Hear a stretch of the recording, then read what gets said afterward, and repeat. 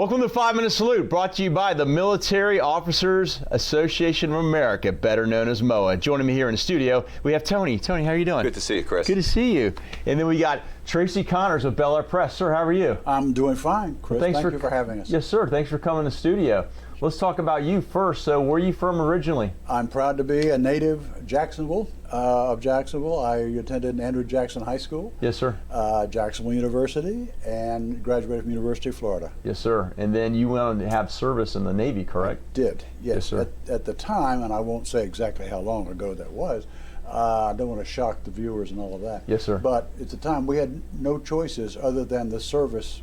All of us guys had to serve. Yes, sir. And so I was honored to choose the Navy because the Navy was a presence here. Yes, sir. And they had a wonderful program for me. I was 17 years old. Yes, sir. And I went into boot camp here at Naval Air Station and came out in 3 months as an E3, and I was still 17 years old. Yes, sir. A year later, I was E4, and I was barely 18 years old. Yeah.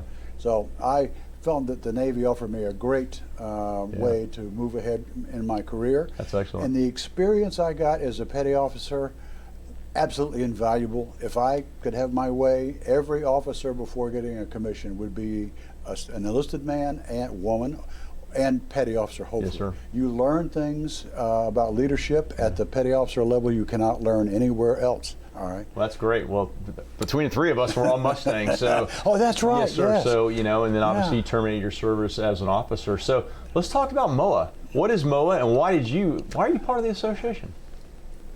MOAA is the way we combine camaraderie. Yeah. With people that we really relate to, we have special experiences with. Yes, I don't care what service. When we've raised our hands, as we often did, every time I was promoted, I had to, do the allegiance over again, yes, pledge, and we're honored to do that. And they never said at any point, well, you're no longer held to that pledge. Yes, sir. So we have that becomes part of our personal DNA, if you will. Yes, sir. All right. So it was an honor to find an organization like MOAA that enabled me to rekindle those bonds of comrade in arms, etc., but also with a purpose. All right, our purpose is very important. One, you can stay in touch with people that you share. It's a very special bond with, okay? Yes, but more importantly, that purpose enables us to stay relevant. All right, we're retired now or past service, but MOAA helps us stay abreast of the current events, the news. Through its various advocacy programs, yes, we sir. can stay in touch with things that are happening right now that are important to our veterans and to our active service members. So, the camaraderie is wonderful. We have a great time. Yes, there are special bonds, but you also feel a special sense that, I'm giving back. All right. I'm part of the positive influences I can be on my community, on my state, on my country. Yeah, I was looking at the MOAA newsletter this morning in my email inbox, and you look at the benefits, and I think the common civilian peers out in our communities think, well, you earn those benefits, so they're always going to be there. And the answer is no, they're always under attack. You are so right. And they have to be secured for our current set of veterans and our future veterans. And then if they're under attack, and then potentially, why would somebody want to serve if you're not receiving those benefits that you earn? So, yeah.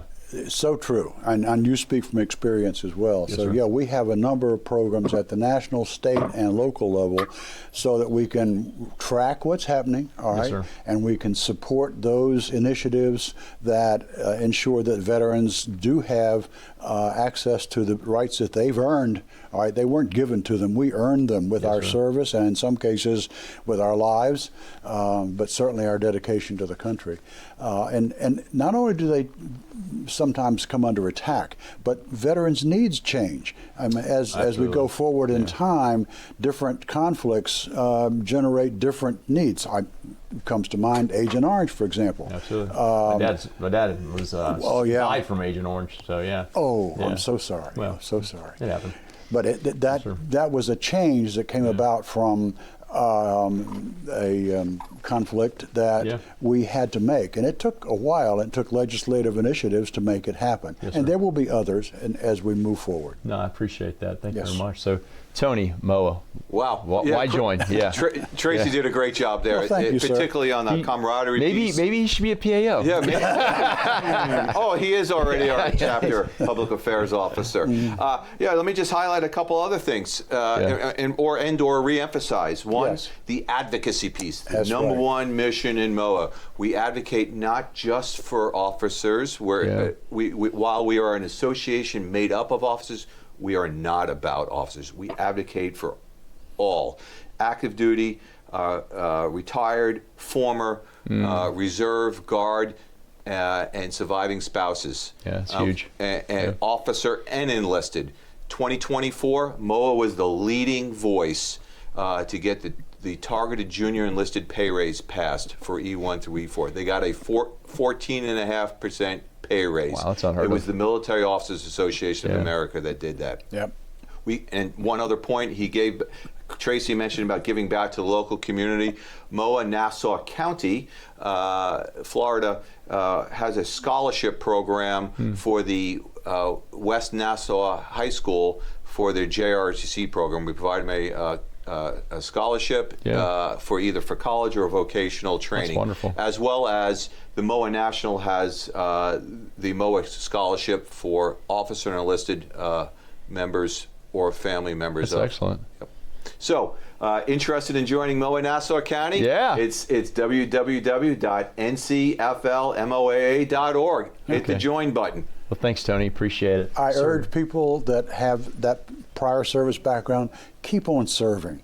You will feel good about yourself, and you will maintain your allegiance to the oath that we took so many times by doing so. Sir, thank you for your service in the Thank you, nation. sir. Thanks for your service It was to my our honor veteran community and what you keep my doing. honor to do so. Yeah, thanks. Appreciate it, guys. You got hey, it. folks, you like what you heard? Check out our show notes. Take a look at what's happening with MOAA. Be part of the, helping our veterans to secure their benefits. More importantly, even if you weren't a veteran, be familiar with what MOAA is, and then if you can contribute, take a look and how you can do that. So we'll see our next segment, Live with Gratitude.